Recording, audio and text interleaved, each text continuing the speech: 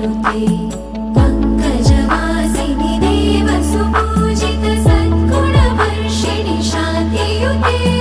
जय जय हे मधुसूदन कामिनि आदिलक्ष्मि जय पालय माम्